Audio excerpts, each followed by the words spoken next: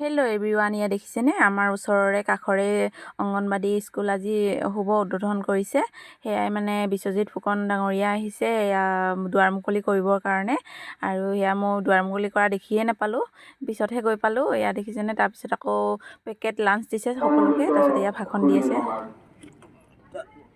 আজি কিছু সময় পূৰ্বে আমি ভাষণ দি যাবলৈ ওলালে, যোৱাখিনি অকণমান ভিডিঅ' কৰিলোঁ আৰু যোৱাৰ পিছতহে আমি ভিতৰত সোমাই পিনি চালোঁগৈ কেনেকুৱা কি বনাইছে।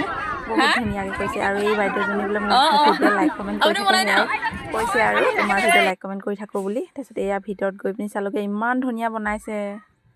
ল'ৰা ছোৱালী মানে যি কি নহওক, স্কুলখন দেখিয়ে আমনি লগা বৰ কৰি ধুনীয়া আছে আৰু লাগিছে আকৌ পৰিৱেশটো।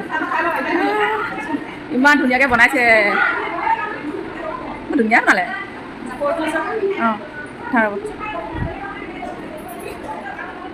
বহুত খেলনা জাকৈ খালৈ বৰ ধুনীয়া লাগিছে।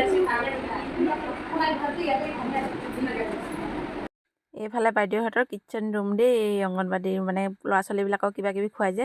আৰু এইফালে আছে বাথৰুম, তাৰপিছত এইফালে এইটো হৈছে ষ্ট'ৰ ৰুম, মানে কিবা কিবি বস্তু থৈ দিয়া। তাৰপিছত আকৌ এইফালে চাগে বাইদেউহঁতে ল'ৰা ছোৱালীবোৰক খেলুৱাব নেকি, সেনেকুৱা ৰুম।